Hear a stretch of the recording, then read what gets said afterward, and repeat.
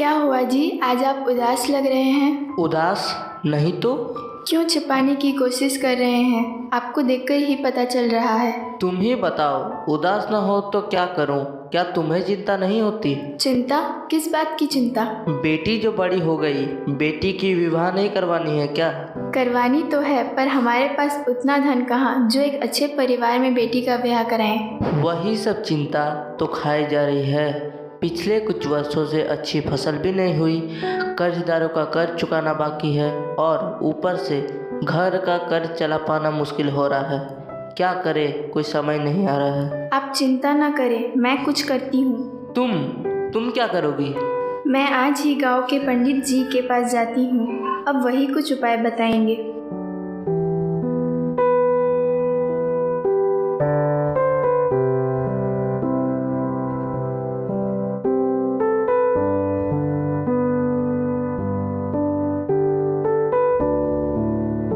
आइए आइए पंडित जी, देखिए जी, मैं पंडित जी को लेकर आई हूँ।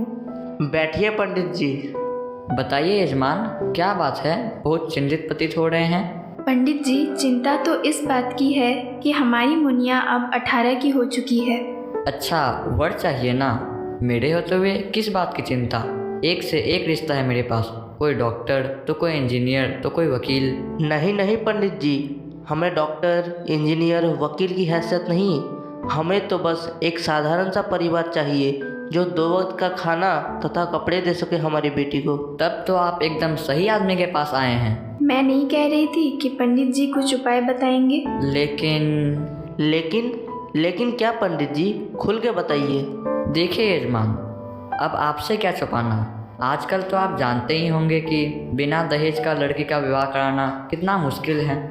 लेकिन लड़का अच्छा है, पढ़ा लिखा है, अपना ज़मीन है, पक्का घर है। दहेज? लेकिन हम तो उन्हें अपनी बेटी दे रहे हैं। लेकिन सिर्फ बेटी देने से ही आजकल के ज़माने में अच्छा लड़का मिलना लगभग नामुमकिन है। तुम चुप रहो, तुम्हें कुछ नहीं पता आजकल के ज़माने का। हाँ पंडित जी, हम दहेज देंगे। लेकिन दहेज कहाँ से?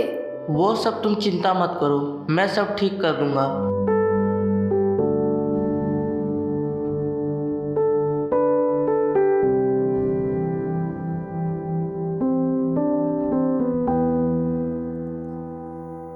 अब चिंता छोड़िए, खुशखबरी है खुशखबरी, खुशखबरी है खुशखबरी। नमस्ते पंडित जी। बैठिए पंडित जी। खुश रहो खुश रहो। बताइए पंडित जी, बात पक्की कर लिए? एकदम पक्का, बस 1 लाख रुपए, एक मोटरसाइकिल और फर्नीचर। 1 लाख रुपए? फिर एक मोटरसाइकिल? कहाँ से लाएंगे आप? हमारे पास तो कुछ भी नहीं है देने को। नहीं बाबा नहीं, मैं ये शादी नहीं कर सकती। जो परिवार मेरे बाबा से सब कुछ छीन रहे हैं, मैं वहाँ जाके कैसे खुश रह सकती हूँ? लेकिन बेटी तो पराई धन होती है, उसे एक ना एक दिन तो ससुराल जाना ही होता है। और फिर इतना अच्छा रिश्ता मिलेगा, उसकी क्या गारंटी है?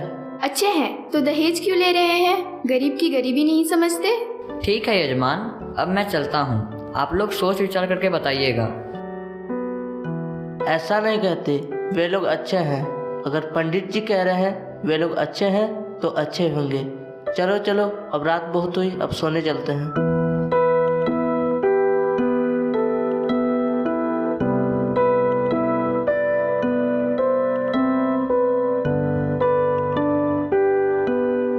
मैं इतने सारे पैसे कहाँ से लाऊंगा? अब मेरे पास सिर्फ एक ही रास्ता है।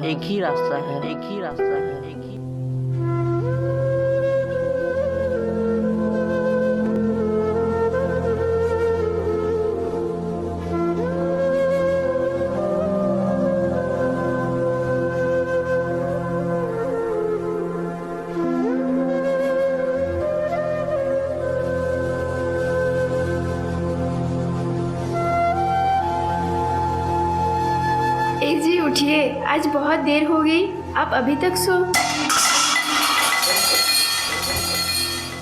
मुनिया के पापा, ये आपने क्या कर लिया? मुनिया के पापा,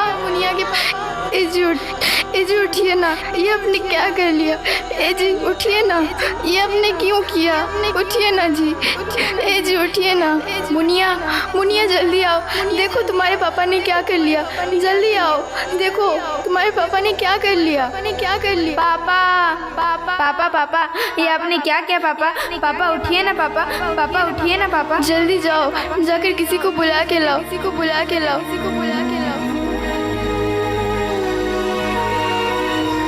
काका काका काका काका काका चलिए।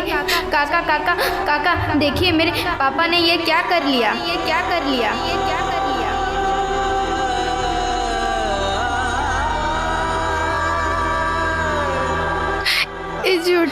ए जी उठिए ना, ये आपने क्या कर लिया।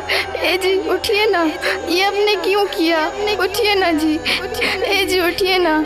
पापा पापा, ये आपने क्या किया। पापा पापा उठिए ना। पापा उठिए ना। पापा आपके बिना हम लोग कैसे जिएंगे। पापा ए जी उठिए ना, ये आपने क्या कर लिया। ए जी उठिए ना, ये आपने क्यों किया। उठिए ना जी, ए जी उठिए ना।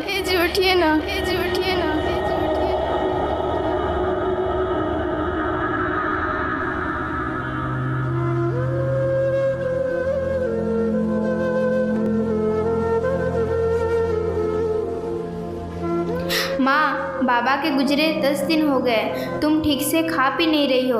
तुम्हारा कुछ हो गया तो मेरा क्या होगा।